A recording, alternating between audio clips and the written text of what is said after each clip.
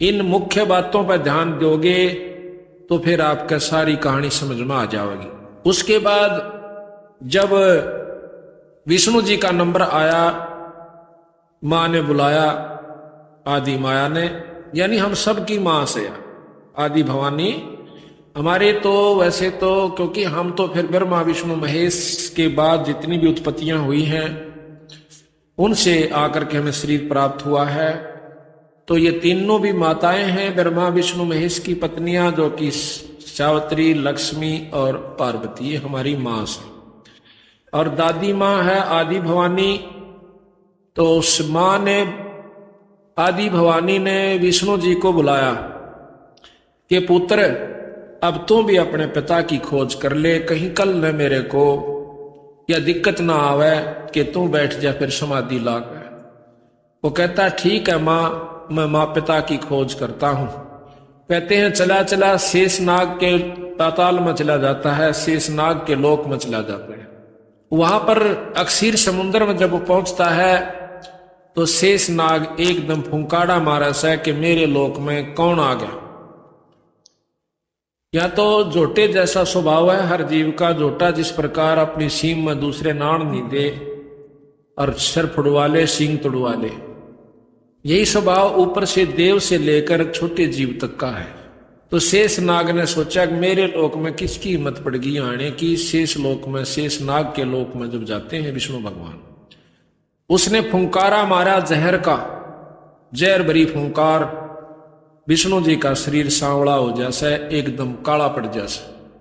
तो विष्णु भगवान गुस्से में आकर उसको टीटवी दाबना चाहा है कि मैं तनईब खत्म कर दूंगा। निरंजन ने सोचा कि ये लड़ लड़ीबा मरण लाग गए तो आगे सृष्टि क्यों कर चलेगी। आकाशवाणी करता है कि विष्णु इसको अब मत मार, इसका बदला मैं दिलाऊंगा बेटा तुझे। तो अपर युग में तू निरंजन, इसका अवतार होगा तेरा, कृष्ण रूप में जाएगा जब ये कालीदय में पैदा होगा पृथ्वी लोक पर। वहां तो इसको मारकर अपना बदला ले लेना, वहां इससे अपना बदला लेना। विष्णु शांत हो जाता आकाशवाणी सुनकर और जाकर अपनी मां ने कह दे कि मुझे कोई दर्शन नहीं हुए और ना मैं दर्शन दे सकता। झूठ मत बोलना अपनी मां के सामने। वापस आ जाता है विष्णु भगवान और मां पूछती है कि भाई तेरे पिता के दर्शन हो गए। विष्णु ने बोला मां मुझे कोई दर्शन नहीं हुए। तो आदि माया भवानी प्रसन्न हो जाती है कि आजा बेटा, तू सदा सतवादी रहेगा और तू सारी सृष्टि का पालन पोषण करता होगा और तेरा लोक बहुत ही उत्तम और सुंदर होगा। तेरा शील स्वभाव रहेगा, शांत स्वभाव होगा। ऐसा आशीर्वाद दिया। और ले पुत्र तेरे को मैं निरंजन के दर्शन भी करवाती हूं। किस रूप में दर्शन देगा वो भी सुन लीजिए। वो एक प्रकाश रूप में दिखेगा कि देख पिता, देख पुत्र तो ये पिता बेटा फिटाऊं, तेरे मन का धोख मिटाऊं। कहते देख पलटहु सुन में ज्योति, ऊपर न ध्यान लगा कर देख, झिलमिल झिलमिल झालर होती। वहां पर एक झिलमिल झिलमिल की सहस्रार कमल के अंदर एक ज्योत नजर आवा से, प्रकाश नजर आता। ये तेरा पिता है, इसका यही रूप है और ये आकार में दर्शन नहीं देगा। तो विष्णु भगवान को इतनी झलक जब हुई, उसमें निरंजन की एक विशेष शक्ति आ जाती है। वो बहुत प्रसन्न होता है, मां का सौ सौ शुक्रिया करता है। उसके बाद शंकर भगवान को बुलाया कि आजा बेटा, तो भी अपने पिता की खोज कर ले, कदे फिर दुखी करे। वो कहता कि मां जब बड़े भाई को नहीं मिले और उससे छोटे को नहीं मिले तो मुझे कहां से मिल जाओगे। मैं कोई ना कोशिश करता, पर मेरी एक कृपा कर दे मेरे पर। बोल भाई के चावे, मुझे अमर कर दे, मैं कदे नहीं मरूं। न बोली भाई यो काम मारे बस का कोई। इस लोक में मरना और जन्मना ये तो प्रथम काम से। हाँ एक काम बता दूंगी कि तेरी उम्र सब तो बड़ी हो जाएगी, ऐसी विधि बता देती। वो क्या है कि योग विधि है, समाधिस्थ आप रहा करो, ज्यादातर समाधि में रहा करो, 10वें द्वार पर अपने सुरत डाटा करो और प्राणों को ऊपर चढ़ा लिया करो 10वें द्वार में। आपके सांस कम आवेंगे, जिससे आपकी उम्र सबसे बड़ी हो जाएगी। शास्त्रों में प्रमाण मिलता है कि जब 14 इंद्र मर जाते हैं, एक ब्रह्मा खत्म होता है, और 7 ब्रह्मा मर जाते हैं जब एक विष्णु समाप्त होता है, और 7 विष्णु मर जाते हैं तब एक रुद्र यानी शंकर भगवान खत्म होता है। ये अब आप देखते जाना, बातों को ख्याल से सुनना, ताकि आगे आप किसी ने बताने जोगे हो जाओ। अब हमने ये शास्त्र पढ़ा करते, जितने पिछले पुराने अपने हिंदू शास्त्र हैं, तो उनका ज्ञान हुआ इसी प्रकार कथाएं सुनने से। अब ये भी ज्ञान आपको होगा इन्हीं पद्धति छोड़ के खुले समागम सत्संगों से। तो उसने कहा कि भाई ज्यादातर ऊपर ने ध्यान, एक ब्रह्मा की आयु आप देखियो कितनी है, 100 वर्ष की। 51वां वर्ष ब्रह्मा जी का चल रहा है, 51वां, 49 बाकी रह रहे से, तो वो 49 भी खत्म होंगे। उनके वर्ष ये नहीं है जो अपने से, उन देवताओं के वर्ष बहुत लंबे चौड़े हैं। मोटा सा हिसाब बताता हूं कि 4 युग की एक चौकड़ी होती है, और एक इंद्र 72 चौकड़ी राज करता है। एक इंद्र की आयु 288 युग है, और एक ब्रह्मा की इसको 7 से गुणा कर दो, इतने युग। फिर एक विष्णु की, उसको 7 से गुणा कर दो, इतने युग विष्णु जीव है। उसको फिर 7 से कर दो, इतने युग तक शंकर भगवान की आयु है। लेकिन आयु कितनी भी हो, जब धरती वा तो खत्म होगी। यानी ये नासवान परमात्मा है, अविनाशी नहीं है। लेकिन अविनाशी भी नहीं को न्यू कैसे कि आम जीवित ज्यादा ये स्थायी है। विष्णु जी को भी अविनाशी कहते हैं कि इनकी भी बहुत लंबी आयु है। इस प्रकार शंकर भगवान को कहा कि आप ये समाधि लगा करो, तो ज्यादातर शंकर जी शिव भगवान जो हैं वो समाधि में रहते हैं। और योगी जन भी अपनी उम्र बढ़ा लेते हैं, सांस को कम लेकर बैठे रहते हैं। ज्यादा आसन में रहोगे तो ज्यादा लंबी उम्र हो जाती है। घूमने चलने से, बैठने से बहुत कम सांस जाते हैं, चलने से और ज्यादा जाते हैं, भोग विलास करने से और ज्यादा खत्म होते हैं। इस प्रकार आयु घटती रहती है। मेहनत का काम करने से और ज्यादा सांस कम हो जाते हैं। तो इस प्रकार तीनों पुत्रों से उन्होंने कहा कि बाप अपना अपना कार्य संभालो। ब्रह्मा जी सृष्टि उत्पन्न कराए, यानी 14 सीमा सब 184 जीव बनावे। सत साहिब जी, इस वीडियो की बनाने का उद्देश्य हमारा किसी को भी नीचा दिखाना या किसी की भावनाओं को ठेस पहुंचाने का नहीं है। इस वीडियो के बनाने का उद्देश्य हमारा जगत गुरु तत्वदर्शी संत रामपाल जी महाराज जी के ज्ञान को जन जन तक पहुंचाना है। तो आइए देखते हैं जगत गुरु तत्वदर्शी संत रामपाल जी महाराज जी के ज्ञान को उनके द्वारा लिखी गई पुस्तक मुक्ति बोध, पेज नंबर 73 से। वाणी नंबर 102 का सरलार्थ। हे परमेश्वर, आपका नाम तो पारस है, हम जीव जाति वाले लोहा समान हैं। जब एक जड़ के छूने मात्र से जड़ बदल गया, तो आपके लिए हमारे गुण धर्म बदल कर देवता बनाने की कितनी बात है, यानी कोई बात ही नहीं, अर्थात आप तो हम पर अवश्य कृपा करेंगे। वाणी नंबर 103 का सरलार्थ। ध्रुव भक्त और उसकी माता जी को एक दिन का 1.25 सेर यानी 1.25 किलोग्राम अन्न मिलता था खाने को। ध्रुव का पिता उतानपाद था। ध्रुव भक्त की मौसी यानी उतानपाद की छोटी पत्नी ने अपनी बड़ी बहन सुनीति को अलग घर में सजा के रूप में छुड़वा रखा था। दिन में केवल 1.25 सेर अन्न खाने को दिया जाता था। ध्रुव की कथा। राजा उतानपाद को अपनी पत्नी सुनीति से विवाह के कई वर्षों पश्चात तक कोई संतान प्राप्त नहीं हुई। एक दिन नारद जी ने रानी सुनीति से बताया कि राजा का दूसरा विवाह होगा तो आपको भी संतान प्राप्त होगी और उस नई पत्नी को भी संतान प्राप्त होगी।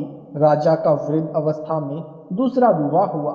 छोटी पत्नी ने नगर की सीमा पर आकर राजा से वचनबद्ध होकर अपनी शर्त मनाने पर विवश किया कि मैं तेरे से घर तब चलूंगी जब तू मेरी बहन को, जो आपकी पत्नी है, जाते ही घर से निकाल कर दूसरे मकान में रखेगा उसको 1.25 सेर अन्न खाने को प्रतिदिन देगा तथा मेरे गर्भ से उत्पन्न पुत्र को राज्य देगा। सुनीति ही अपने माता पिता के पास से जिद करके अपनी छोटी बहन सुनीति को मांग कर लाई थी। सुनीति को दुख था कि इसने मेरे जीवन से खिलवाड़ किया है कि एक वृद्ध से मेरा विवाह कराया है। राजा ने विवश होकर यह शर्त मान ली। कुछ वर्ष पश्चात बड़ी रानी सुनीति ने एक लड़के को जन्म दिया। उसका नाम ध्रुव रखा। बाद में छोटी रानी सुनीति को लड़का हुआ। उसका नाम उत्तम रखा। जब ध्रुव की आयु 5 वर्ष तथा उत्तम की 4 वर्ष की हुई तो उत्तम का जन्मदिन भी कुछ महीने पश्चात ही था।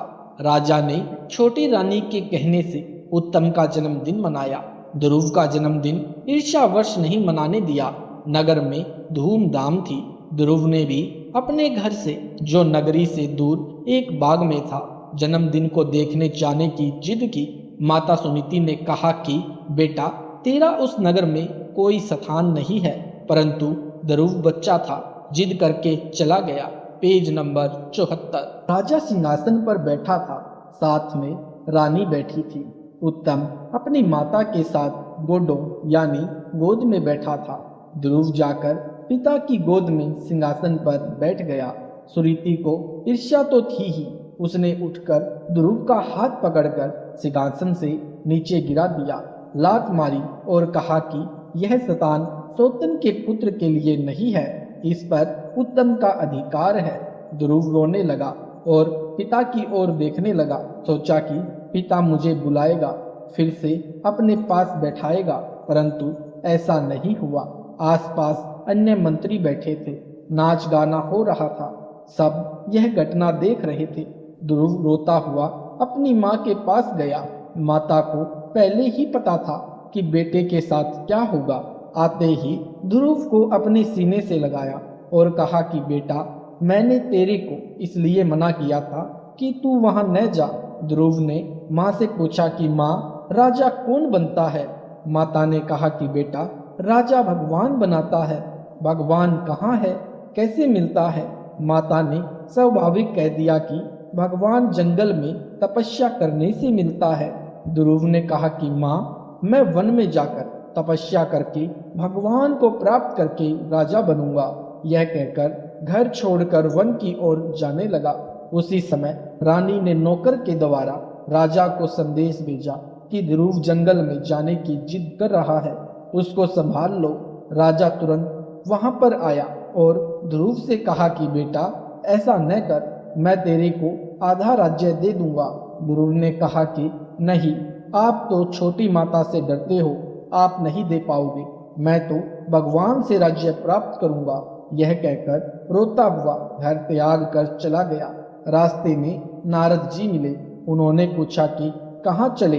ध्रुव ने कहा कि मेरी मौसी ने मेरे से यानी मेरे को लात मारकर पिता के पास से भगा दिया। कहा कि इस राज्य पर तेरा अधिकार नहीं है, उत्तम का अधिकार है। माँ ने बताया कि राज्य भगवान देता है, मैं तपस्या करके भगवान को प्राप्त करके राज्य मांगूंगा। ऋषि जी, नारद जी ने कहा कि पहले गुरु बनाओ, गुरु बिन साधना निष्फल होती है। ध्रुव ने कहा कि आप मेरे गुरु बन जाओ। नारद ने स्वीकार कर लिया और ध्रुव को दीक्षा दी। ध्रुव ने एक पैर पर खड़ा होकर साधना की, घोर तप किया, खाना पीना भी कुछ नहीं किया। बालक का हठ तथा पूर्व जन्म की भक्ति की शक्ति के कारण 6ठे महीने परमात्मा प्रकट हुए। ध्रुव से कहा कि मांगो बालक, क्या मांगता है? ध्रुव ने कहा कि मुझे अटल राज्य दे दो। भगवान ने कहा कि तेरे को स्वर्ग में राज्य दूंगा, जीवन भर भक्ति कर, घर पर जा। ध्रुव घर पर आ गया। ध्रुव की भक्ति के कारण छोटी माता भी कुछ नरम हुई और अपनी बड़ी बहन को सामान्य जीवन जीने की आज्ञा दे दी। उत्तम का विवाह हो गया, राज्य भी उत्तम को दिया गया। ध्रुव का भी विवाह हो गया। एक बार गंधर्वों के साथ उत्तम का युद्ध हुआ। युद्ध में उत्तम की मृत्यु हो गई। ध्रुव को पता चला तो गंधर्वों के साथ युद्ध करके विजय प्राप्त की। उत्तम की मृत्यु के पश्चात पृथ्वी का राज्य भी ध्रुव को प्राप्त हुआ तथा उत्तम की पत्नी भी ध्रुव को दे दी गई। इस प्रकार ध्रुव भक्त को भक्ति करके अटल राज्य सवरक का मिला तथा पृथ्वी का राज्य भी मिला। सुरीति को कर्म की सजा भी मिली, जिसने अपनी छोटी बहन को सताया था, अपने पुत्र को राजा देखना चाहती थी, वह बेटा भी नहीं रहा, जीवन नरक बना लिया। वाणी का यही भावार्थ है कि भक्ति के बिना क्या जीवन है। ध्रुव भक्त की कथा इसकी गवाह है। कहाँ तो माँ तथा बेटे को कुल 1.25 किलोग्राम अन्न दिया जाता था, लूखी सूखी रोटी खाते थे। भक्ति करने से पृथ्वी तथा सवरक का राज्य प्राप्त हुआ।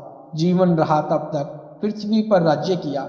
मृत्यु के पश्चात सवरग में एक ध्रुव मंडल बनाया, उस नगरी पर ध्रुव ने राज्य किया। स्पष्टीकरण: ध्रुव ने जो हठ योग किया था उससे उसको केवल पूर्व जन्म के संस्कार का ही मिलना था। जैसे पाली को भैंस के सींग में परमात्मा मिल गया था। ध्रुव जब बड़े हुए तब उनको शास्त्रों का ज्ञान हुआ तो शास्त्र विधि अनुसार भक्ति की, उसका फल फिर किसी जन्म में मिलेगा। पहले ध्रुव सवरक के राज्य का समय पूरा करेगा, फिर पृथ्वी पर मानव जन्म प्राप्त करेगा। फिर कोई सतलोक का मार्गदर्शक संत मिला तो मुक्ति होगी, नहीं तो 84 लाख प्राणियों के जीवन को प्राप्त होगा। वाणी नंबर 104 का सरलार्थ: काशी नगर भक्ति का केंद्र माना जाता था। ब्राह्मणों ने एक भ्रम फैला रखा था कि जो काशी में क्रोध से अपना सिर कटा लेगा वह सीधा सवरक जाएगा। काशी में क्रोध की स्थापना की कथा: शास्त्र विधि त्याग कर मनमाना आचरण करने यानी शास्त्रों में लिखी भक्ति विधि अनुसार साधना न करने से गीता अध्याय 16 श्लोक 23 में लिखा है कि उस साधक को न तो सुख की प्राप्ति होती है, न भक्ति की शक्ति प्राप्त होती है, न उसकी गति होती है, अर्थात व्यर्थ प्रयत्न है। हिंदू धर्म के धर्मगुरु जो साधना साधक समाज को बताते हैं वह शास्त्र प्रमाणित नहीं है, जिस कारण से साधकों को परमात्मा की ओर से कोई लाभ नहीं मिला जो भक्ति से अपेक्षित किया। फिर धर्मगुरुओं ने एक योजना बनाई कि भगवान शिव का आदेश हुआ कि जो काशी नगर में प्राण त्यागेगा उसके लिए सवरक का द्वार खुल जाएगा, वह बिना रोक टोक के सवरक चला जाएगा, जो मगहर नगर यानी गोरखपुर के पास उत्तर प्रदेश में वर्तमान में जिला संत कबीर नगर यानी उत्तर प्रदेश में है, उसमें मरेगा वह नरक जाएगा या गधे का शरीर प्राप्त करेगा। गुरुजनों की प्रत्येक आज्ञा का पालन करना अनुयायियों का परम धर्म माना गया है। इसलिए हिंदू लोग अपने अपने माता पिता को आयु के अंतिम समय में काशी शहर में किराए पर मकान लेकर छोड़ने लगे। यह क्रिया धनी लोग अधिक करते थे। धर्म गुरुओं ने देखा कि जो यजमान काशी में रहने लगे हैं उनको अन्य गुरुजन भ्रमित करके अनुयायी बनाने लगे हैं। काशी, गया, हरिद्वार आदि आदि धार्मिक स्थलों पर धर्म गुरुओं ने अपना अपना क्षेत्र बांट रखा है। यदि कोई गुरु अन्य गुरु के क्षेत्र वाले यजमान का क्रियाक्रम कर देता है तो वे झगड़ा कर देते हैं, मारपीट तक की नौबत आ जाती है। वे कहते हैं कि हमारी तो यही खेती है, हमारा निर्वाह इसी पर निर्भर है, हमारी सीमा है।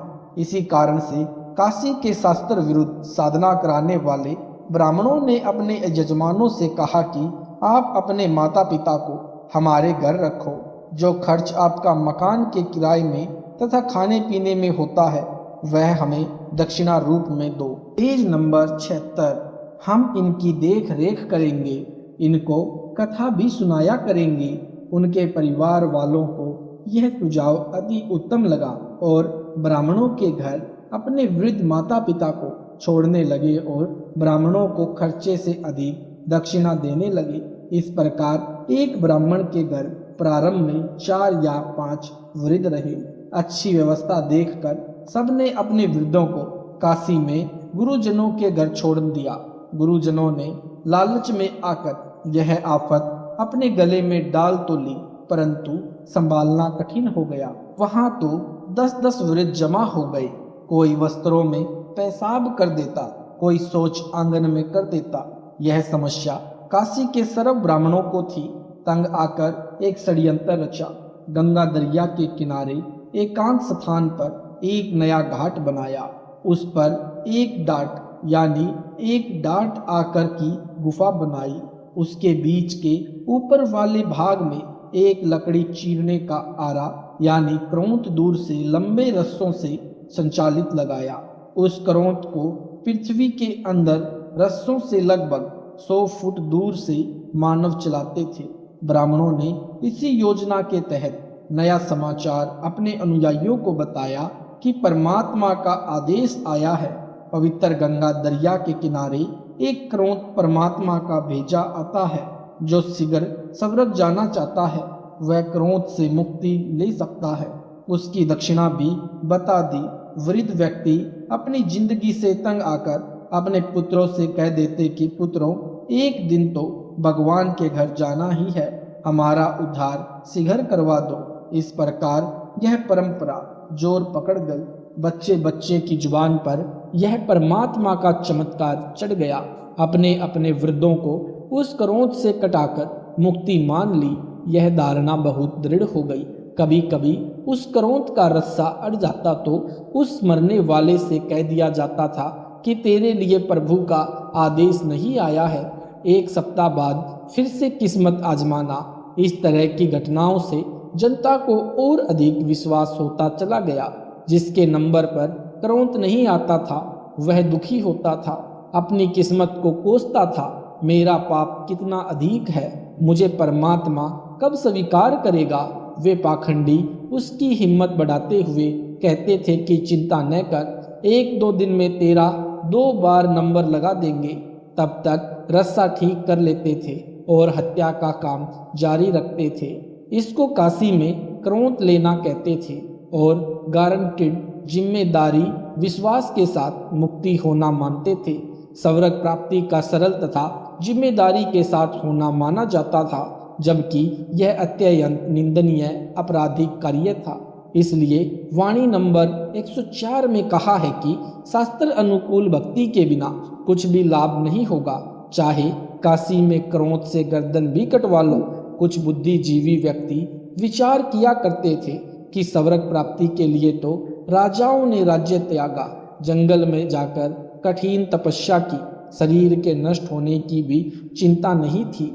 यदि स्वर्ग प्राप्त करना इतना सरल था तो यह विधि सत्ययुग से ही प्रचलित होती। यह तो सबसे सरल है। सारी आयु कुछ भी करो, वृद्ध अवस्था में काशी में निवास करो या क्रोध से शीघ्र मरो और स्वर्ग में मौज करो। इसलिए वाणी नंबर 104 में कहा है कि इससे भी कई शंकाएं बनी रहती थी। यह विधि भी संदेह के घेरे में थी। यदि इतना ही मोक्ष मार्ग है तो गीता जैसे ग्रंथ में लिखा होता।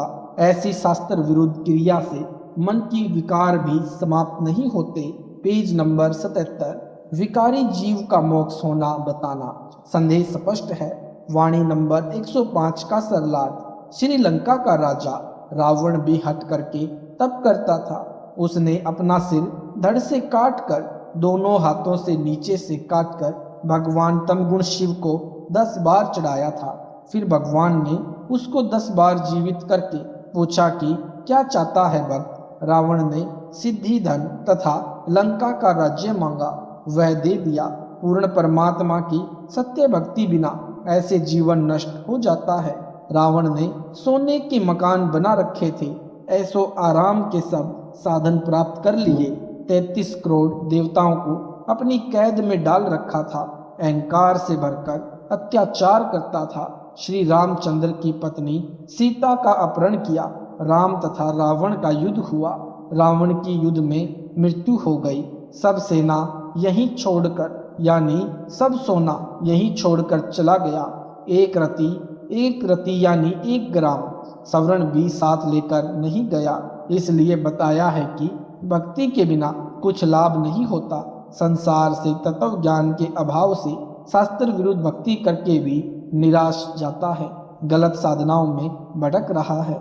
जैसे रावण ने शास्त्र विरुद्ध तमगुण शिव की भक्ति भी की और शीश भी चढ़ाया, परंतु मोक्ष नहीं मिला और खाली हाथ संसार से गया। सत साहिब जी अगर आपको यह वीडियो अच्छा लगा है तो वीडियो को लाइक करें, शेयर करें, कमेंट करें। ऐसे ही वीडियो देखने के लिए यूट्यूब पर हमारे चैनल सतलोक इन संत रामपाल जी महाराज जी चैनल को सब्सक्राइब जरूर करें। सत साहिब जी मिलते हैं अगली वीडियो के साथ।